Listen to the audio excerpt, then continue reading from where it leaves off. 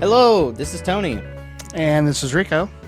and this is Relatively Sound, the podcast that threw away the candy bar and ate the wrapper. Now, today, I'm really excited for this episode because I'm going to give Rico something to listen to that I don't know if he's ready to listen to. I don't think so because your little intro thing was like Halloweenish, and It's kind it's of past Halloween now. that, that's a good point. That is a good point. Maybe I was trying to be festive accidentally. So, I'm going to start off by asking you some questions here. So, what do you think about the Beach Boys? Like, how do you see the Beach Boys, and then how do you like the Beach Boys? I see the Beach Boys as a band that I should like and listen to more than I do because I think they're very influential, and they've influenced a lot of bands and singers that I listen to that I really enjoy. And other than like the obnoxious later career stuff from the John Stamos era, Mike Love being the leader era, like I've never heard anything like bad from them. But they're kind of like they kind of fall along the lines of the Beatles to me, where it's like the Beatles are another huge band that have a lot of influence, probably the most influential rock band of all time. And I just don't listen to them as much as like our friend Chris, and I don't listen to the Beach Boys as much as you. But I enjoy most of the music I hear. I will say I think the Beatles are sometimes can be slightly overrated, and I don't think that about the Beach Boys. So my public image of the Beach Boys, I think, is is more in a positive light than the Beatles. And I like their music. But I only know the two albums. I only know Summer Days and Summer Nights, and then Pet Sounds. Pet Sounds to me is like way higher up than Summer Days and Summer Nights, but Summer Days and Summer Nights has some fantastic cuts. It just leans a little bit into like their kind of beach type songs, their summer songs, which there's nothing wrong with those type of songs. I'm just not always in the mood for those type of songs. So you're making it seem like we're getting a Beach Boys episode or a Brian Yeah, Wilson so episode. so let me say, so you have a good background here, a good baseline, because Summer Days, Summer Nights, in my opinion, is peak surfing Beach Boys. Like the production is fantastic, some solid songs, good variety, still getting, it's stepping towards more progressive things. And then Pet Sounds obviously is kind of the holy grail, especially with the lyrics on that album, just how important it is. It's a mastery of like the Phil Spector sound. Obviously we could talk about how great these records are, but we're not going to do that today. So I thought, what would be great to give you? And when I tell people like the Beach Boys, I know they're like thinking, oh, Surfing USA, fun, fun, fun. And that's not what I think about when I think of the Beach Boys. Now, what if I told you there was a Beach Boys record that I, in high school, for a period of time, was listening to on a daily basis, that I would listen to the session tapes for it. I, watched documentaries on it, would read articles all about this album. Well, I'm going to try my best today not to talk your ear off, but I just love this album so much. I think it is so cool and unique. And this album I'm showing you isn't even actually the finished album necessarily. You'll see, you'll see. Now, the big reveal here. The album I am giving you is the Beach Boys' 2011 release, The Smile Sessions. So So, I've heard of this album. I know it has lore. there's a lot of lore, and like I could talk your ears off for hours, but I'm gonna try my best not to do that. The important things to know is this was supposed to be the album. Smile was supposed to be the album after Pet Sounds. There was a lot of hype to it. Brian Wilson was saying things like he wanted to make music that people could pray to. This was, he wanted this to be his teenage symphony to God. Um, Not starting off strong. I gotta be not honest. starting off strong, but this album was supposed to have good vibrations on it. A very important song that I still think is very important. Um, and in case you don't know how extreme Good Vibrations is, that one song that's 3.5 minutes um, had cost $50,000 to $75,000 back then for one song. It spawned 90 hours of tape from multiple different. I'm looking at a stat here: 17 separate recording dates, all with top studio musicians. Um, it involved him stitching together different sections of the songs that recorded in different studios, which was like a new thing going on, and we see that done nowadays, basically. So yeah, and Good Vibrations set the tone for this entire album. And what I mean by that is a lot of the songwriting elements in it, a lot of what that song does is done on the rest of the songs in the album. In fact, there's even some melodic bits that are taken from Good Vibrations. Now, you know how Good Vibration goes, right? Yes. And stuff, right? You got the bass line here. So the thing about this album, why it's the sessions, is because this album was scrapped. Um, there's a lot of factors into it, and I'm just going off the dome right now. Big part was people pointing to mental health issues with Brian Wilson, drug use, a lack of support from the band, much like Pet Sounds. The band's out touring, Brian spending all these time with these session musicians. Being a goofball, you'll hear a lot of stories about like really fun things that Brian was doing. That I believe this was when the whole piano in the sandbox was a really big thing. And a huge thing too is that this album had Van Dyke Parks work on lyrics and help with the arrangements in some parts. Van Dyke Parks, I've only heard of them through Brian Wilson, but he is also a composer, arranger, plays piano, sings a little bit. Um, really talented guy. And so between, these new creative forces and then the band, coming back from tour, having to sing these increasingly complicated songs, music that they weren't really familiar or comfortable with, a lot of tension. So, okay, that was kind of my really brief throwing everything at you at once, basically showing how messy this is. And in 2004, Brian Wilson's band released believe it's called Brian Wilson Presents Smile. And it was basically a modern version of the album. Like the album finally pieced together, not to the complete vision, but as best as you could do. Because, there's years of tapes and songs re recorded and used in different albums.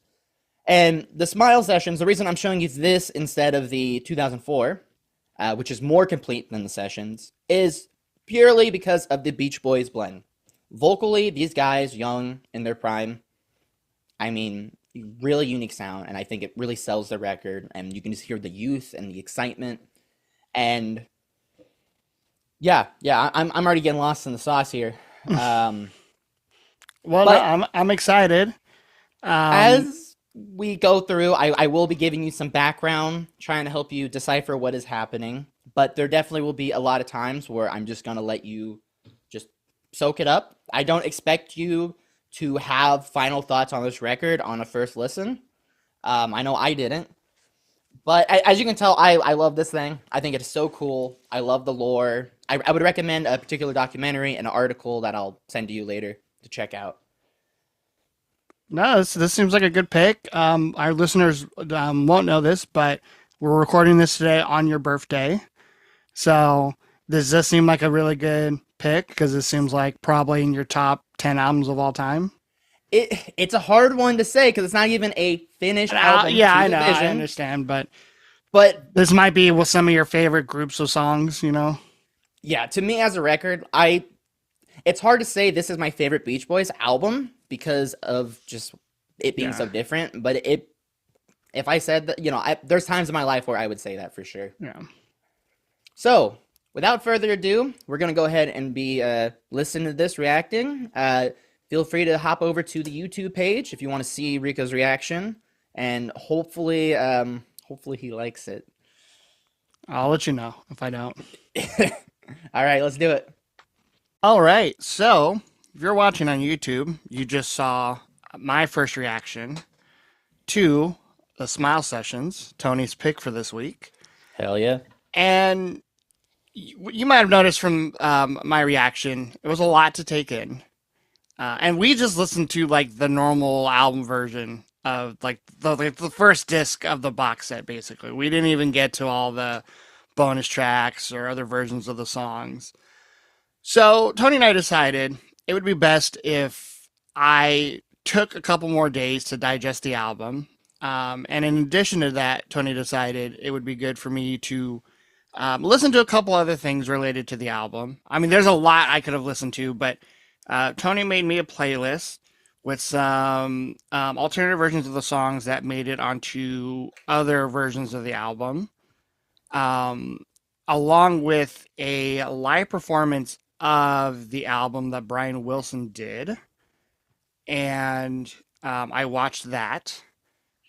And I think between listening to the album a couple more times since we last heard it, me watching the live performance, and then also just me doing a lot of research on my own, I've kind of decided I know what works and what doesn't work for the album for me.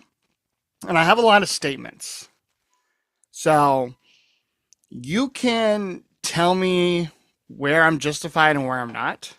All right, I'm gonna take some notes here. Um, so I'm just gonna start like saying things, okay? Um, What a great introduction to this. the first thing I'm gonna say is I can see why this album like didn't go according to plan. In the sense that it just seemed like a project that was too much for Brian at the time, or too much for anyone. And I also think he was trying to like eclipse Pet Sounds, which probably even at the time wasn't even deemed as important and groundbreaking and iconic as it is today. So, and it does seem like, you know, some of the band members, like, it's just from the research I did, it just seemed like there was less involvement from them. Yeah, I Like, remember. You not know, necessarily like performances, but like with writing and whatnot. the band, the bulk of them were out doing the tours and performances, Yeah. where Brian was spending time with all the session musicians, working on stuff. And this has started around Pet Sounds. Yeah. Um, and I will say this. Because we only listen to the Smile sessions, right? And when I did my research, obviously I'm like, okay, there's Smiley Smile, right? Smiley But smile.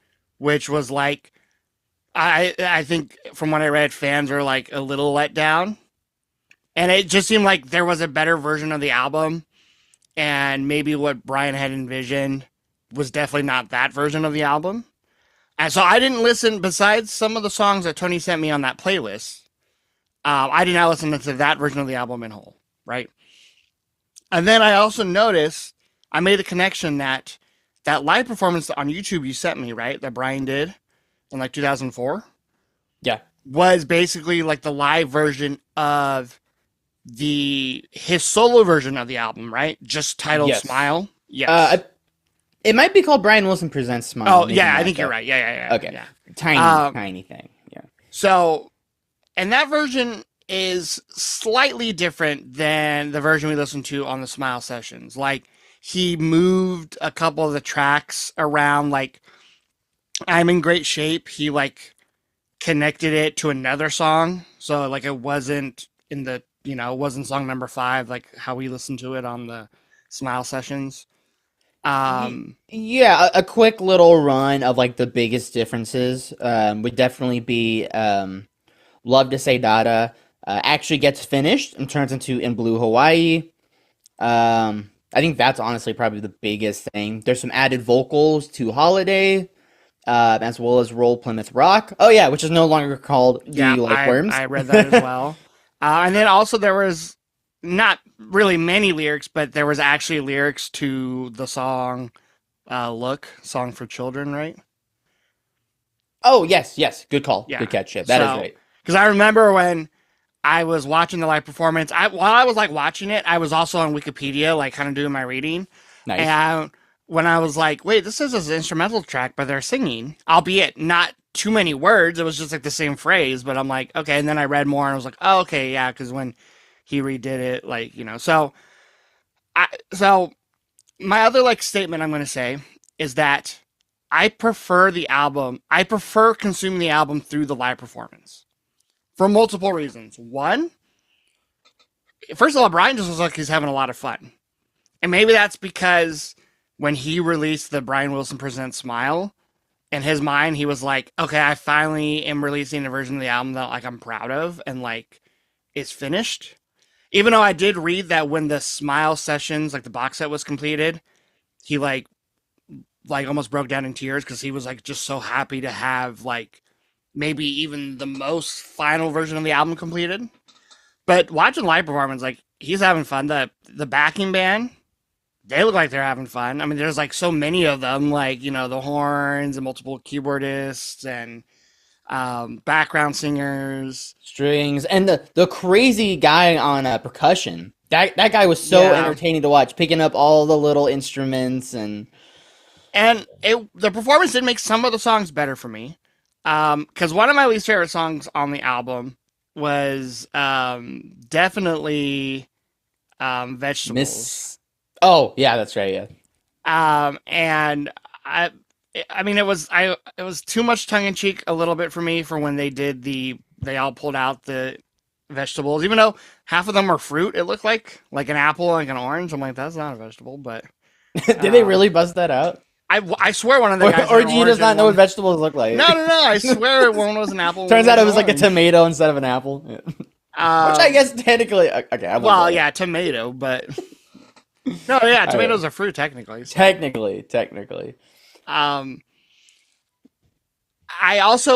think some of the songs, like you had mentioned, the Love to Say Dada, which became Blue Hawaii, I liked that better than the Love to Say Dada version on the Smile sessions. Yeah. Love, biggest upgrade for me personally. I don't know, I really liked maybe also visually watching some of the backing vocals done visually was better for me. Like for like some of the more expansive tracks like Heroes and Villains, Surf's Up, hell, even like Role Plymouth Rock, which was also one of my least favorites. Like watching it done, or even Barnyard 2, where they're making all the animal noises. Like watching that done also to me was more entertaining than on a first listen, just listening to it. Which I think is how most music should be listened to first, is not visually like through a music video. Because I know growing up, we would watch a lot of videos on like VH1, and like that was the first time we would hear songs. And I feel like my memories are more attached to the videos half the time than it is the songs. So I am glad I heard the songs first. Which that's not a bad thing. That's a really great thing. Hell, I'm sure there's plenty of bands people wouldn't have gotten into if they didn't like the video, Oh yeah, for sure. And I will say this too. I think, and I don't know yet if this is completely accurate because I haven't yet to start editing the reaction part of this episode, but I think I recall that I liked the Movement 2, but I was let down by Movement 3. And I actually almost am reversed now. Movement 2 being Child is Father of the Man, right? Yeah, Wonderful. I'm talking about the whole set of songs. Wonderful, Look, Child is Father Man, Surf's Up. Yeah. That seems like the ultimate theme of the section. Oh, yeah. I see what you're saying. I digress. So you like that one the most at first, but now... Now I like... I mean, I still think... It's hard. I think each movement has its ups and downs for me. I appreciate Movement 3 a lot more. Again, maybe more because of the live performance. Oh. Well, yeah, because of Blue Hawaii, Vegetables just seem more fun. I will say this. When I was doing my research, it seems like there's a theory that maybe Vegetables lyrically was supposed to do with like marijuana turning his friends into a vegetable state, which I kind of made a comment about that when we were actually listening to the song for the first time. So if that's the case, I actually appreciate the song a little bit more because I like that more than the tongue in cheek organic, eating organic food. I mean, that I kind of rolled my eyes to. I will fill you in with a little lore here. So I could see two sides of that. So there is a earlier version of Vegetables, or a different version, where there's some different lyrics, including I can't remember if it's Brian singing it. Something about I squished the stalk green, which I read may have been a marijuana reference. I don't know. I've never heard of that, but it does seem a little sus. But also, Brian Wilson at one point ended up running the store Radiant Radish, which was like a health supplement store. So maybe he was on that whole kick, especially with the whole Landy thing, where he was like real like you know Yeah. health focused and stuff. But I digress though. But yeah, that is kind of nice at least that there's a little more of a what if, a little more of a mystique to the song, which is why I love this album. It's just the lore, the what ifs. Well, and I will say this: I think the lore of the album, this is one of the albums where I think it's one of those okay because it's and Say it. before the Smile Sessions was released, I know it was considered one of the most like important and most mysterious unreleased albums, right? And there's some artists we listen to that have some lore between unreleased albums. Neil Young, up until recently, he had so many unreleased albums that he had like finished and then did not release for multiple reasons. And it's just now that he's starting to release some of these albums, and some of them are great, and some of them are like, yeah, if this didn't see the light of day, it's not the worst thing in the world. But most of them have had really great songs on it, even if the whole thing isn't amazing. And I know, our friend Chris, he listens to Prince, and I know Prince has like a ton of, or, maybe not now, but at one point he had a ton of unreleased albums. Kind of like when people say like, oh, they got stuff in the vault, so to speak. Basically, yeah. So I think that maybe like this album, it's like as important as Pet Sounds, but I just don't think it ever delivers as much as Pet Sounds. Like there's some things that make it more like explosive. Like there's definitely more high energy moments, more zany moments. I mean, just the song Heroes and Villains, like I'm definitely warming up to it, but it's still like so all over the place with the backing vocals and like the tempo changes and even the instrumentation is I just feel like it's more grand than Pet Sounds. But sometimes I like that about the album, sometimes I don't. Like on our first listen, I really did not like um Miss O'Leary's the cow. yeah, and you know I wasn't really understanding, and I still really don't understand. And that's another thing. The narrative of the album, I think, like Brian Wilson wanted it to be something so much, and I just feel like it lacks like narrative. Like I don't know. There's like you throughout reading the whole like Wikipedia article, which I know some people are like Wikipedia is not great, but I really think it's a good starting place for learning about something. Yeah. I I think like there's like he wants it to be about like youth and about childhood and growing up, and then it's like there's a lot of like God references and religion, and then the whole last the elements section too. So it just makes some things seem out of place. And I really did not understand the elements fire, the Mrs. O'Leary's cow. But then when I was like doing the research, I'm like, oh, like okay, this was like an actual event that happened. Like someone's cow started like a fire, and the Great Chicago Fire, which I just didn't really have any prior knowledge to. And I'm like, okay, that makes the song much more interesting. And then like when you hear the song, it's just so chaotic. And I think when you're like, oh, this is the first time you won a Grammy, like I like really rolled my eyes hard because I'm like, that's ridiculous. Yeah, But for a like rock performance, yeah. But then when you're like, when I watch the live performance, that the video you sent me on YouTube, I'm like, no, this actually is kind of cool and fun. Like, is it a track I'm gonna like pull up on Spotify and listen to on its own ever? Probably not, unless I'm trying to like scare a little kid or something. But like, it is cool in the context of the album, and it's probably actually to me the strongest part of the element section, which Really? which again is just kind of all over the place because like you read some of it and it's like like some people are like, well, the wind chimes is supposed to be like air, and like vegetables is supposed to be like earth, despite them not technically being included in the elements section. Like on Wikipedia it says they're separate from the section. Oh, does it really? Yeah, and then like love to say data, like eventually became Blue Hawaii, which was supposed to be like the water part. So it's, but on this version of the album, it's not that. So it's just like this album. I can Or like I have read, I'm not sure how official, but speculation at least that like you start in the Americana, but then you make your way down to Hawaii by the end, which I think that one's a little bit of a stretch. yeah, because But it's so cool to see people take this What If album and put their own narratives in it. See how they imagine Brian would have done it if things were different. See how they think it should have been done. I mean, that's how Brian Wilson Presents Smile basically happened. Was his like Darian, the keyboard guy with like the curly hair. I forget his last yeah. name.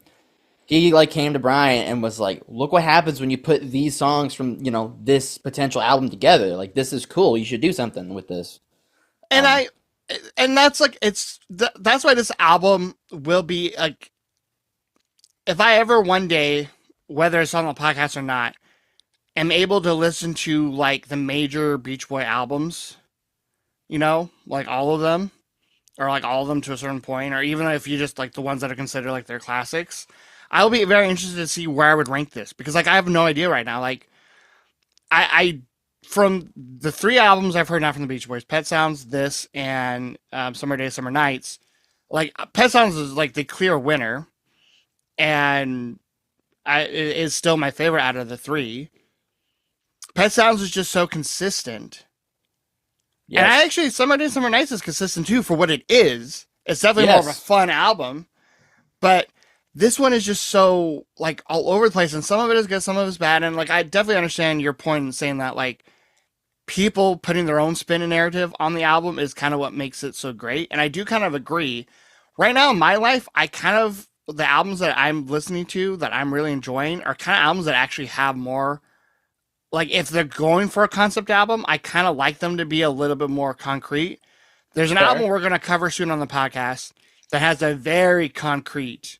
There's definitely things up to interpretations, and some songs maybe fit the themes more or less than others. But there's an album that you're going to listen to eventually, maybe even the next one, where it has a story, and it's like, even if you don't read any of the background of the album, you can probably guess what it is. But then, especially when you just do a little research, or if someone tells you a little bit of what the album's about, it's very easy to follow.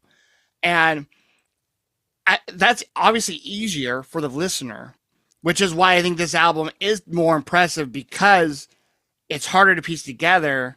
And some of that I think is just because it's messy, but then some of it is on purpose. I mean, it is very impressive that like you have sections from certain songs going into other sections, right? Like Plymouth Rock is in, or no, Heroes and Villains is in Plymouth Rock, or the other way around.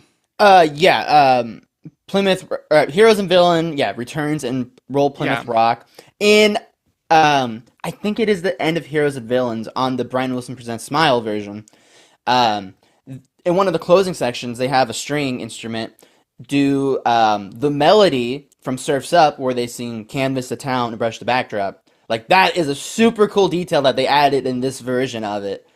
Um, Well, so, question before we yeah. get too far away from this. So clearly, this Smile is an album that you hear, and it's kind of like, okay, I'm missing something. There's got to be something cohesive about this, or something like that. What you're saying. I'm Yeah. agreeing with you there. Now, for you, with the type of concept albums you've been into lately, is it something like, let's take Songs for the Deaf, not to derail too far. It's an album where, yeah, there's like the radio in between, but all the songs stand alone by themselves pretty much. Like you could listen to the album really without the narrative, and it doesn't really take away. Where this album, not knowing the narrative, I think actually really, and granted, this is like a bunch of narratives that are incomplete. But you see what I'm saying there? Like, Yeah, and I think I am more so with your example, Songs for the Deaf. It's more like that. Like the album that and I don't want to say yet because I don't want to spoil it, but the album I'm thinking of where it's a concept album, yes, the songs can be listened on their own, and you don't need the narrative to make the song good. A lot of the songs are still storytelling on their own and feature characters on their own, but they're made even better when you listen to the album front, to end, front to back, knowing the bigger picture. Right, right. And there's and there's something, and it's not your fault because we would have made this episode 5 hours long for you to tell me all the background, right? You have to be like reading it like from somewhere because there's just so much to take in. But like when I was doing my research, I'm like I learned the background to the title of Surfs Up, and it made me enjoy the song much more. Yeah, and then seeing like, Like did you read in like the artwork they later used for the Surf's Up album? yeah, well, and even just in case listeners listening right now don't know, like you know, Surfs Up, like when it was called that, I don't know, someone in the band, or maybe it was I keep forgetting the guy who wrote some of the lyrics. Van Dyke Van Parks. Dyke. He Someone helped with was, some of the music. yeah, one of them asked Brian, like, call it Surfs Up. There's nothing about surfing in the song. And it was like, yeah, it's supposed to represent, like, we're kind of done with that era of our music. And I'm Yeah, like, Surfs Up. Like, it's done. the And I'm Surf's like, Up. that's so, yeah. And I'm like, oh, that's so clever. And that makes much more sense. And I'm like, if I would have known that going into the song, I might have liked it way more on our first listen. But again, songs also should be able to be enjoyable without knowing every single detail. So this is like it's a very tricky album. And I also think going into maybe my last like big One statement. thing, real quick. Oh yeah. Um, I think this album is really cool because the curiosity that it sparks. This is one of the albums I heard, and I was like, okay, like there's parts where I'm like feeling emotionally moved. There's parts where like I'm like chuckling, and I was, it just was like, okay, I gotta find out what's happening. I have to look into this, and and I think a lot of people that listen to music, they have some questions when they hear it, but I've very rarely am I this, I just feel challenged listening to it. And Um, I will say when you and I listen to music, we have a lot of similarities and but we have some differences, and that's a slight difference you and I have, I think. Like I like to be challenged, but I also like to enjoy a song for I also like a simple song, and I think a song should be a great. I think the greatest song should be able to be played very stripped back with not much going on, and the performance itself. The song can lend itself to a performance that can be moving, or inspiring, or powerful, or dark, or deep, or whatever adjective you want to use to describe it.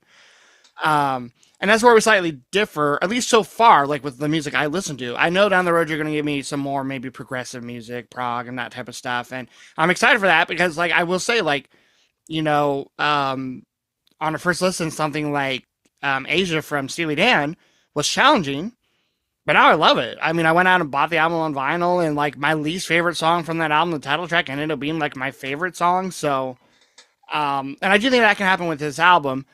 Especially when I listen to, because I eventually do want to listen to Smiley Smile and see, like, I just curious to see what ended up becoming that at that time, what probably people thought was going to be the final version of Smile.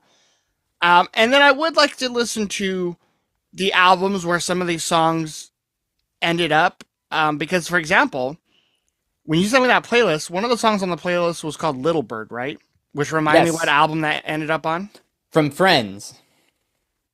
I'm going to make a very, very controversial statement here. Little Bird and again, we shouldn't count it because it's not included on the Smile sessions that we listened to. But you sent me Say the it, song, say it. the best song out of everything on here that you sent me that I've listened to. Let's go, let's And you know go. why? Well, not this isn't the reason why, but like I just it had a really different production sound. It really sounded like a full band. And sometimes with the Beach Boys, I do feel like even with instrumentation, the production is so grand and so great. It doesn't feel like a band. It does feel sometimes like four guys, or five guys in a booth singing with instruments coming in and out. And like the song doesn't feel like a song. It feels like a performance almost more than a song, if that makes sense. But Little Bird sounded just like a straight up song. And it really reminded me a lot of the Zombies. It really reminded me of something that could have been on the Yeah, Zombies album that we listened to on the podcast, Oracle and come Odyssey. on. You got, oh, All the way around, Odyssey and Oracle. Okay, yeah. there we go. Um, 2 for 2. it sounded a lot like something that could have been on there. And that was an album I did really enjoy. I needed to go back. I've also been meaning to get on vinyl. I passed up on it one time, and I should have just gotten it then when You I should have saw got it. it. So, Um, okay, let me nerd out a little bit for like 90 seconds and then we can get back to the yeah, album. So, yeah, Friends is really cool. It's a 68 release. I was very fortunate to see, because funnily enough, Odyssey and Oracle was also released in 1968. So I saw Brian Wilson and the Zombies on their Something Great of 68 tour. which is cool. So they had played some songs from Friends. They also pulled out a lot of songs from Surf's Up. I'm not sure how common they do that. But anyways, Friends was the first Beach Boys album in stereo. But the important part was I believe this was recorded also at Brian Wilson's own studio. And much like Pet Sounds, this album he returned to doing a lot of the vocals, to a lot of the songwriting. It felt like we got back in that Brian Wilson swing, and the production is actually heading towards that real '70s production of like really dry, intimate, and Brian sounds killer. Like on Little Bird, once again, some speculation, but I think a lot of those vocals, like the backup vocals, are just all Brian because it just sounds so tight. I love that record. I have a lot of good memories of listening to it on the way to school on the bus and stuff. But anyways, I digress. I digress. But I'm so happy you love that song. One of the biggest deep cuts. Yeah, Um, like I and good Dennis lead vocal too. and maybe the fact that it's you said it was the first Friends was the first album in stereo. That might be the big difference maker too, because I just love the production of Little Bird, the way it sounded. So good. One of But my also too, favorites. like you sent me a version of Our Prayer that also just sounded way Yes. better too. So like I do think there's some missed opportunities, but I don't blame any of them. And obviously, some of like, even the missed opportunities is better than some band's entire discography. Like it's still great. It's just when it comes to Beach Boys and when it comes to albums that are supposed to be like in the grand scheme of things, some of the most important albums of all time. It so, like some of the time you have to go. This is objectively great, but I also still like to go. What do I personally like? Because when I look at the track listing, I'm like, yeah, some of this works for me. Cabin Essence, I thought, and I still think is a really cool song. Super Also, cool I song. read more detail about that song about it's about railroads and stuff, which was cool. Then also like the crow part made sense because like he pictured like the bird's eye view of like a crow looking down like at the But what does it railroad mean? workers. What does it mean? Yeah, but it's still cool, just like the imagery. No, yeah, I'm in Um, favor of it. I love it. and like I said, the live performance of Roll Plymouth Rock, and the fact that like the no one understood the Do You Like Worms part. I'm glad that like I wasn't missing something important. It was just like dumb That title. someone else tried to call him out on his bullshit. Yeah, but then there's some things that still don't work for me. I think the movement too still like other than Surfs Up, I do think it's a little weak. Wonderful when I read like that, it was kind of like when we did Pet Sounds and when I read the background to Wouldn't It Be Nice, Shut maybe up, like the shut song up, shut up, less. shut up. I refuse to believe the Wouldn't It Be Nice one. But the Wonderful, like he's telling the story of a young girl's sexual awakening, and I'm like, yeah, okay, no, yeah, like I'm hoping there's some other themes in there. It's been a while since I've dived in there. yeah. Maybe But the for harpsichord, like on the third listen, the harpsichord's a little much for me on that song. Um, the like my only sunshine, like also too like learning that like Our Prayer is like a cover technically because it's like or not Our Prayer. I'm sorry, the following one, G. yeah, or That's like a whatever. cover. Obviously, my Yeah, only not a lot sun. of content there, but Yeah. yeah. And then like You Are My Sunshine. Obviously, that's like their interpretation of it. The I master. think I want to be around workshop is probably my least favorite spot. Well, other Yeah, than that too isn't my favorite, but like yeah, some song, Wind Chimes. I think I did like that one a lot on first listen. That one is still I really like a lot. Holidays did grow on me. Like I do said, you I like like the instrumental version more or the with the vocals? So to me, the vocals really don't add much. It just feels kind of fluffy with yeah. it. I actually think I agree. I think I agree with you. I think I prefer the instrumental. Um, but yeah, like there's some things that work for me. There's some things that don't. Um, I think the one thing you can say is that it's not a boring listen. Um, Yeah, which I mean, At the end of the day, I mean, that's kind of one very easy way to look at music. Like, does it bore you? And I definitely have some albums that I'm going to be giving you soon that that's my worry is that this will bore you. Um, which is why I feel like I've been trying to specifically pick albums that like are a little bit more upbeat instrumentally but at the same time, like I can pick a lot of artists that you listen to that have music that is more simplistic or more stripped back.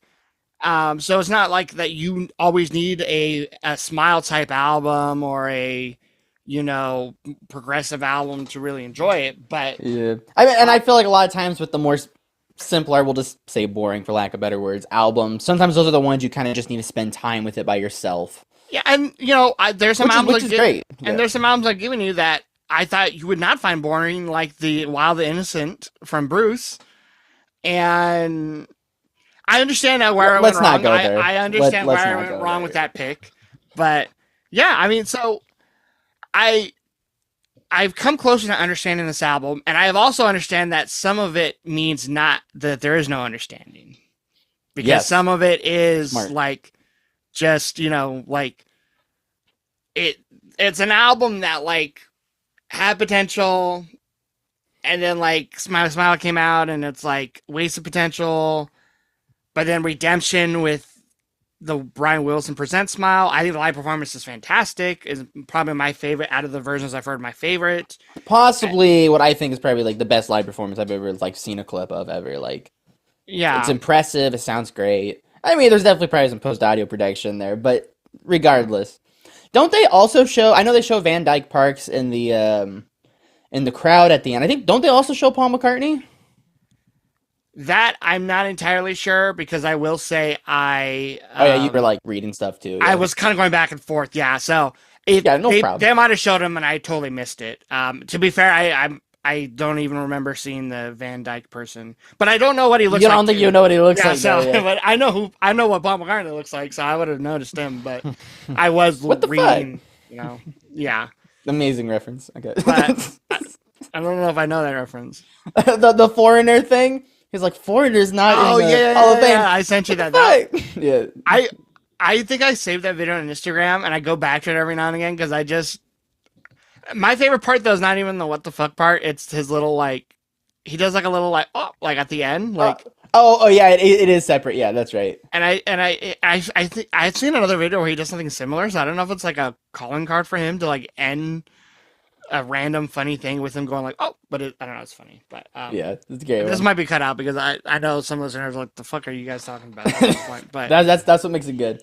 But no, yeah, this is an album that I actually think you and I should maybe do a follow up video like down the road, like, because this out of all the albums you've given me, this is maybe the most interesting. Partially because of the lore, partially because of the different versions, and partially because just of the music itself, whether it's lyrics or just the music or the vocals, you know, the arrangements. Um, and this is also the album that's the hardest I think you've given me to interpret or just even give my feelings on because there's places where I'm torn, there's places where I love things, and there's places where I don't like things. So I definitely down the road think, you know, this would be an album we can revisit on a separate episode, a follow up. And maybe we even get, you know, our friend Chris on the podcast. He's a huge Beach Boys fan. And I'd be very curious to see what he thinks about this album. exactly. And when I mentioned it to him the other day, spoiler alert, him and I have an episode. Well, actually, this will be following probably an episode that him and I did, but we did two recently. I mentioned it to him, and he's like, "Oh, you guys did the whole box set." And I was like, "No, no, no, no, no, no, no. We just did like the first disc." Um, Good but man though for getting on the box set, yeah, no, he's probably listened to everything you've listened to, and maybe he even has other and maybe things more. Yeah, yeah. I wouldn't be So shocked.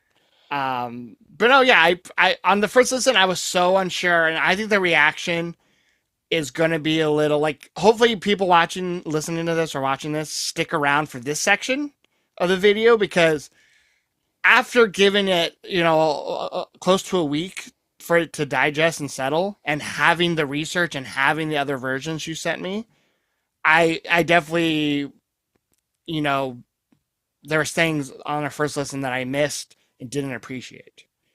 And this will go down as I think one of the most interesting albums you've given me and I've ever heard, and maybe ever that Great. ever has been. So yeah. So I do have some questions for you here that I wrote down because I didn't want to forget here. So, um, one song that you skipped on, which is probably the most important song of the album, Good Vibrations. So it's Oh a yeah. closing track. So what do you think about that? Has the song become better or worse because now that you've heard the whole album? And I think it's a pretty, you know, shared It. thought. Is the whole album really spawned from Good Vibrations? I mean, but I mean except he that. actually was successful with Good Vibrations.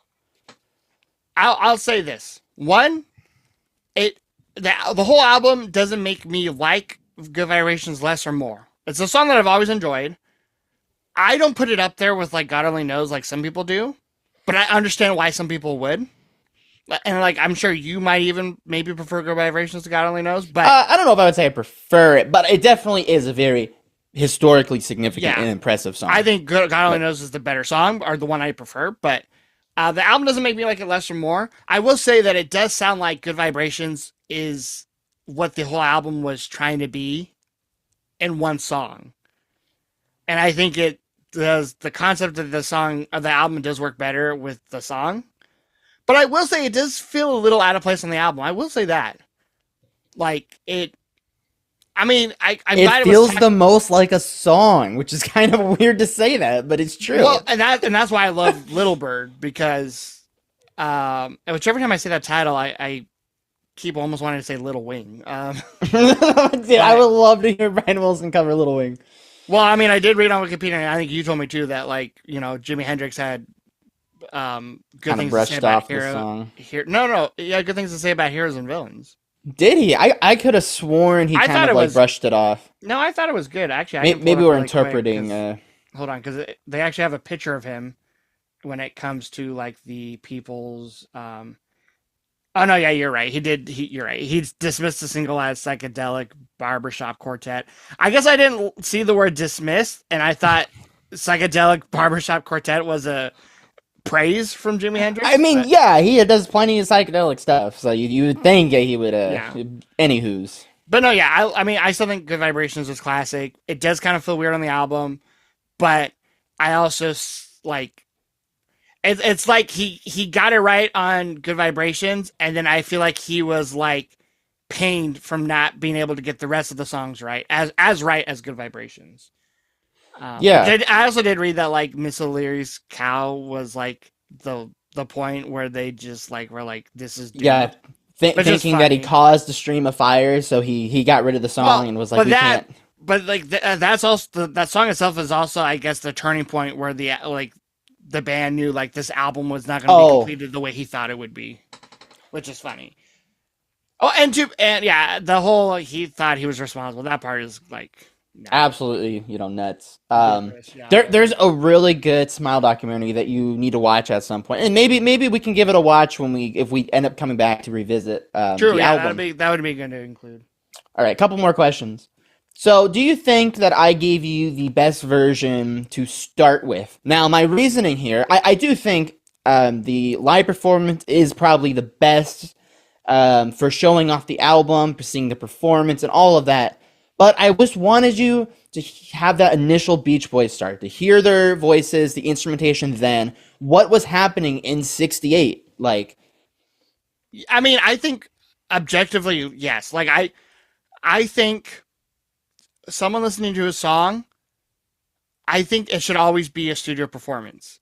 I can't think of many examples where listening to a live version, and like you said, there was probably some post production work done on it, and it is obviously like a well produced live version. It's not like a yeah, bootleg or a YouTube or a filmed on an iPhone. Obviously, even little though phones it like was in that. 2004, but um, I I think a song needs to be appreciated first through a studio version, and then yeah, listen to a live version. And sometimes live version knocks the studio version away, knocks the socks off of it. But um, I think it was the best place to start, and it maybe even made me appreciate the live version more because I was like, oh, now that I know what he was working with, he made it even better with the live performance. So And yeah, huge shout out to his band. Very, very talented Yeah, people that obviously helped arrange things, and nothing but love for them. I almost think some of the live instrumentation made it more exciting than the album version, or the Smile The Session Smile version Sessions, that we yeah. listened to. Yeah, I know there are all so many different versions. yeah. Um, so all right, the ultimate question here. So as you know, Brian Wilson is one of my favorite songwriters, and what's interesting is like probably my other favorite songwriter is Elliott Smith, and they're completely two different worlds. Like Elliott Smith, Yes. I would say, even with his B sides, he's never released a bad song or something failed or something like that. Where Brian Wilson does have a lot of flops, and his history is way different. But I just love some of the things that Brian has tried to accomplish and has accomplished, and the lore, all that good stuff I could ramble on about. But does this album to you kind of show that maybe he was right? Maybe he just wasn't made for these times. If he had made this album 10 years later, if he was in a better, spot mentally, like, do you think he could have pulled this off? Or. That's hard for me to answer without having even more context into his career, the Beach Boys' career, knowing what was going on with music at that time, because I still know so little about, like every decade, every year, there's so much history that Right, right. unless you really like go to school for it or just research on your own, it's impossible to know everything. I think it's possible that this album, had he like waited, it could have been the ultimate version right away. But I also think it's just one of those like kind of happy accidents, because I think. Happy, maybe a little bit painful for some, but What do you mean? I always happy, like, oh yeah, everything. This is a great accident. No, no, no. Like, but like, I guess in No, the sense I'm that just like kidding. some people might. I mean, I'm not sure how many people. I'm sure there's some people who their favorite version of the album is Smiley Smile. I'm sure there's some that it's this Brian Wilson presents Smile, the album version. For me right now, it's the live version basically of that interpretation. And then some people it's the Smile Sessions. And then some people might make their own. Like, I don't know. I like the fact that you can make your own album using all the different versions. Like the fact that there's like I think And what session 40. tapes. People will take different sessions Yeah. and mix them together. Like it's really down to the details. Yeah, and I think in that sense, he could have really been even more ahead of his time and like gone like almost like a choose your own adventure type situation or make your own happy meal type of thing, where it's like here are all the versions of the songs, you pick your favorite and you make your own album. So I in that sense, yeah, I think it's super ahead of his time. Um, I also think there may be a little bit to like, I don't know how to put this, like he kind of almost got lucky that Smiles is viewed so favorably, even though like some people obviously don't view like Smiley Smile. Smiley I've smile. said it. I've said the word smile so many times now it's losing this meaning. But like it's he got a little lucky, I think, in the sense that it could have been better, but I also think it could have been even more disastrous than it was.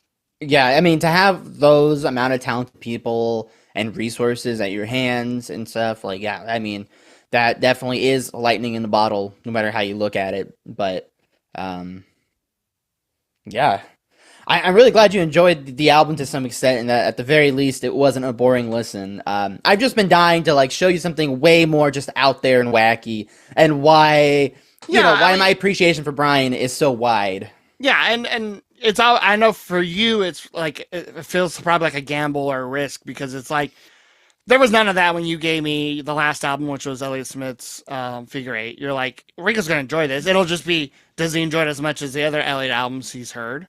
Yeah, I mean, Um, same with Pet Sounds. Like that's for someone that enjoys music like you. You're gonna like it to some extent. yeah, Um, so it's like let's give him something a little bit more, and you like you know. said, I do want to give you more prog albums and more things kind of outside your wheelhouse. But you got to dip the toes in first. And I thought this would be a kind of a wacky but fun one. Yeah.